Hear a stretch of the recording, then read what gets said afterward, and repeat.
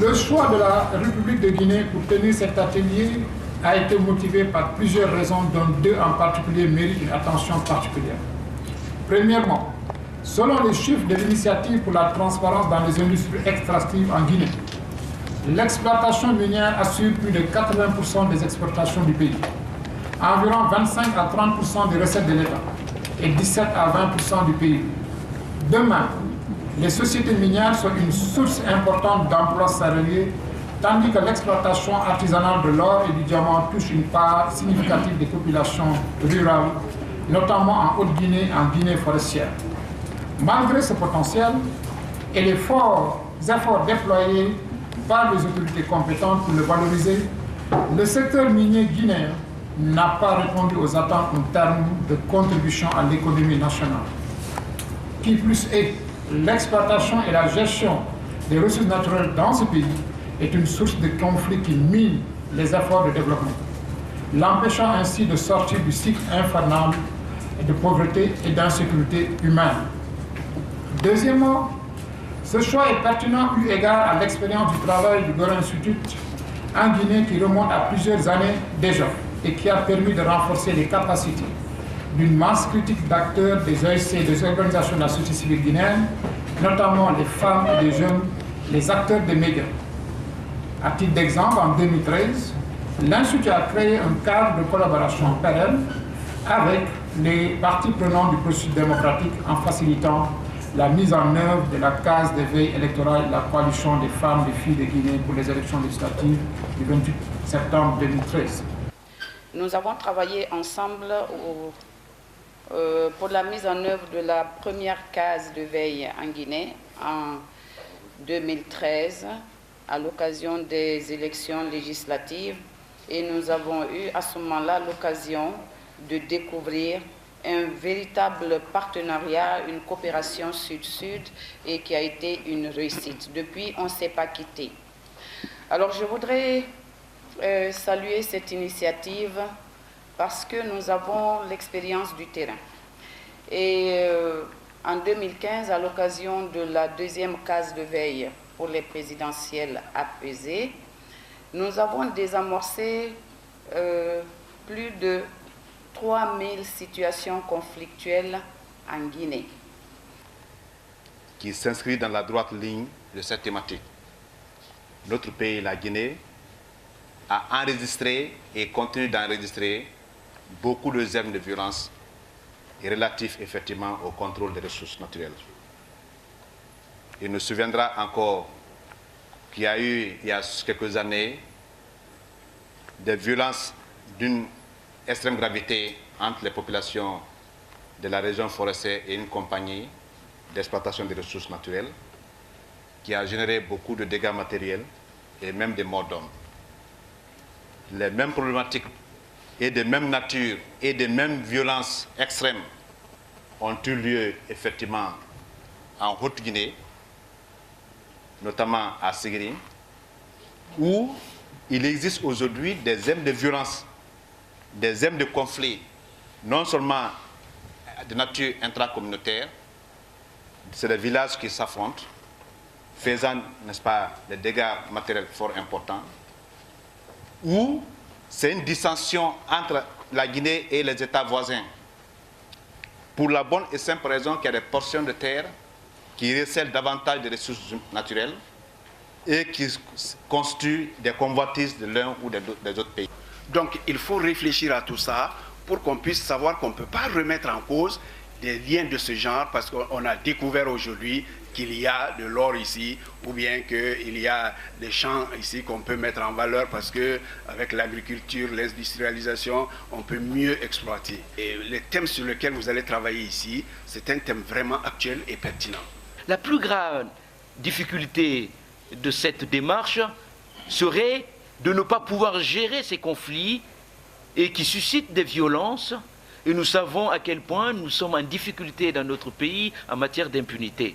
Nous savons aussi qu'il n'y a aucune structure sociale et politique, aucun groupe d'humains ne saurait survivre dans l'impunité.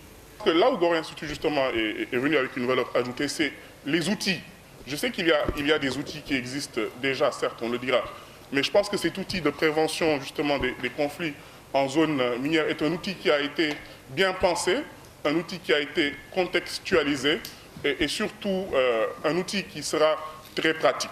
Permettez-moi donc, sur ces mots, interrogation, pas de solution, d'ouvrir cet atelier que j'espère nous sera extrêmement utile en termes de leçons et de réflexions. Merci à tout le monde et bon atelier à tous et à chacun.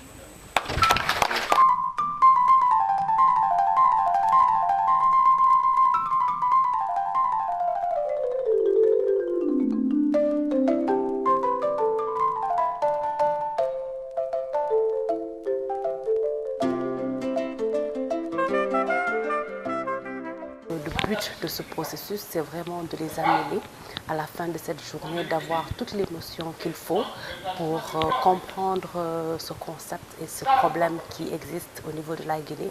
Et demain, puisque c'est un atelier multi-acteurs, il s'agira pour eux d'entrer en synergie. Nous avons différents représentants de plusieurs organisations.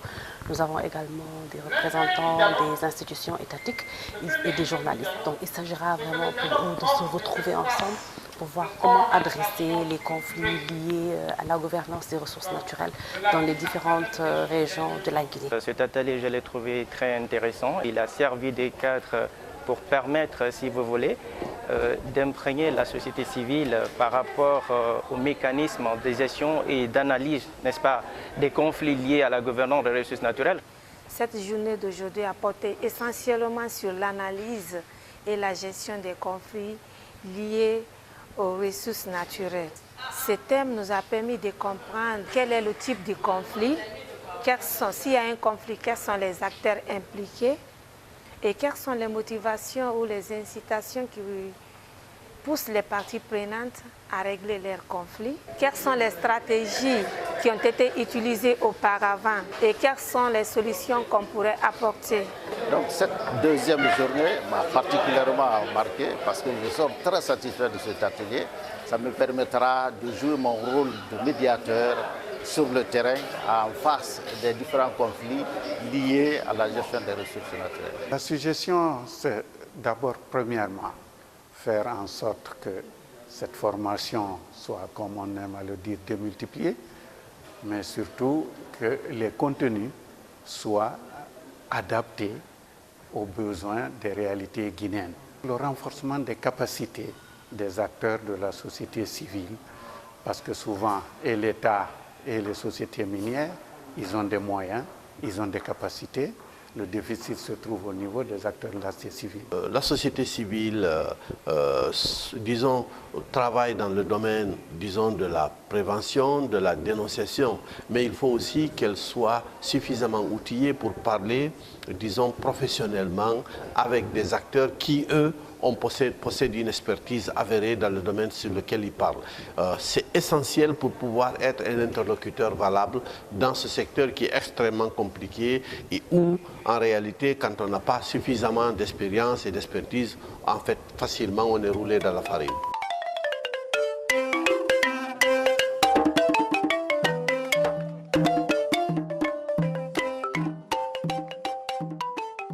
Je retiens de cet atelier qu'elle nous a permis de lancer une nouvelle dynamique de collaboration en Guinée. Et on espère justement que la plateforme qui vient d'être lancée nous permettra d'atteindre la base et surtout de créer une confiance, comme ça a été l'un des objectifs de la session. C'était aussi de créer la confiance entre les acteurs étatiques surtout et la société civile. Ces deux acteurs ont toujours tendance à se voir en ennemis, alors qu'en réalité, c'est des collaborateurs. On a vu pendant les 3 jours qu'ils arrivent à tenir le même langage. Que cette dynamique se poursuive. Donc la plateforme qu'on a mise en place vise justement cet objectif. Sur la base de ces 3 jours, Madame Maka, au nom des participants, vient de lire cette déclaration. Et je pense que nous, en tant qu'institution, notre rôle aussi, c'est d'impulser et de propulser. Et ici, d'impulser dans une dynamique inclusive. Maintenant, l'inclusion n'est pas suffisante. Ici, il s'agira pour vous, participants, pour vous, acteurs de la société civile, pour vous, députés qui étaient là, pour vous, ministère de l'Environnement, des Eaux et Forêts, ministère des Mines, de la Géologie, donc, et ministère de l'Unité nationale de la citoyenneté, de pouvoir s'approprier de cette déclaration, de ces engagements pour la mise en œuvre. En quoi faisant?